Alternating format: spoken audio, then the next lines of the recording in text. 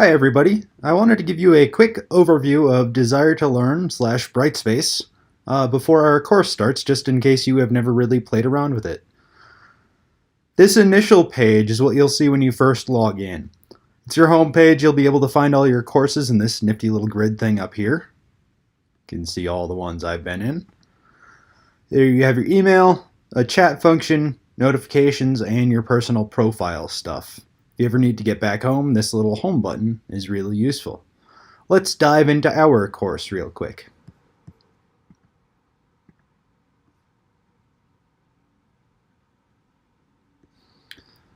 Alright, so this is the home page for our Early America course, History 311. You'll see announcements here when I actually get around to creating them. There's one that'll be coming up shortly. Here's a bit of a content browser. This one's not as good as the actual content tab, but it's good for real quick stuff. The first tab I want to talk about is the calendar tab. I'd recommend checking in on this pretty regularly. You'll see due dates, when things close, that sort of thing. And also holidays.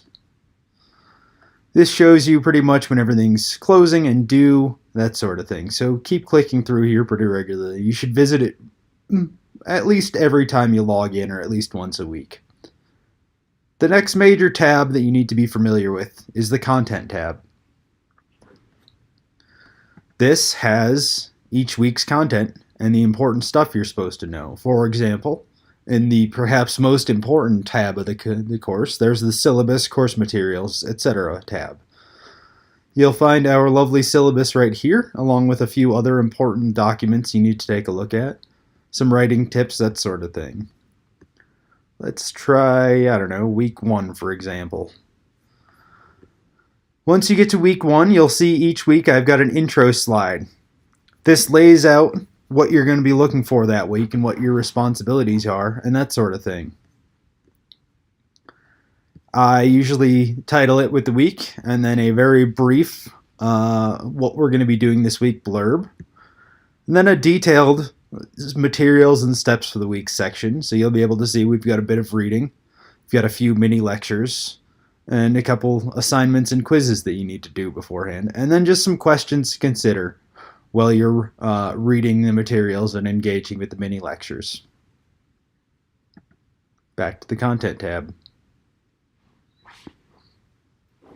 So after you've gotten through the week's content, every week there will be a quiz.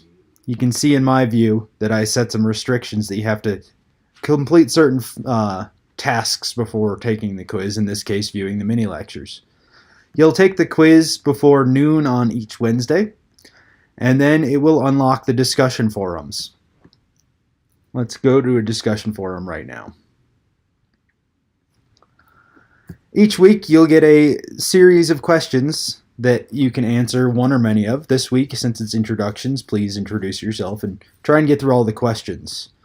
And when you're ready, you can just start a new thread.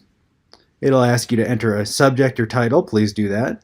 And then fill out what you're going to do. Your responses should be well considered. There's no real minimum or maximum length, but you need to be able to express the overall sentiment that you need to get by, and you need to back your points up with evidence. So it needs to be detailed and specific. So let's just cancel out of that for now.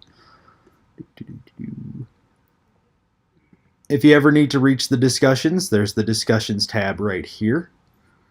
You'll be able to see all of our discussions for the week, and you'll notice there's a forum called Questions for Jeff that I'll keep an eye on. There's one each week. And also way down at the bottom, once you pick your groups, I'll enroll you in a primary source group project section. That'll let you coordinate through here, or at least set up to coordinate through other places. And apologies, my dog's getting a drink in the background. The next major section that you want to take a look at is the assignment section. As a practice, I've got you submitting an assignment very shortly. Hopefully before Friday at 6, which is an introductory photo. There's more details on that over there. But this is also where you're going to submit your midterm essay, your analytical essay, and your final essay. when for the appropriate due dates. There'll be more details that come out about those, but this is where you put them in. As a reminder, each of these things is run through Turnitin, which is MSU's plagiarism checking software. So it'll get analyzed, so I don't have to. Up next is the grades section. Actually, I'm not going to show you that. There's a grade section here. It'll display your progress and that sort of thing. It'll also display the grades breakdown and other stuff. Final section I want to talk about is the quizzes section. So each week, this week would be, there's no quiz this week because it's week 0, but week 1's quiz. You'll go in there. It's 5 questions, pretty easy. You get 3 attempts and you have 25 minutes per attempt. It takes the highest grade. The quizzes are designed to see if you access the materials, not to test you on dumb minutia that you can find if you're really looking for. It's designed to see whether or not you got into the materials and have a good understanding of them. So the quiz questions are relatively easy. So there's a couple more sections. The course resources is a good one. It lays out all of the same stuff we did, but in a different format and some other stuff as well.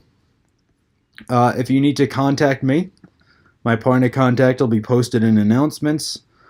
You can email me directly through the D2L thing and it forwards to my MSU email. Or if you go to the syllabus, you'll be able to see my email front and center right up here. So that's the best way to contact me. Email me early and often with any questions, and I look forward to the semester with you.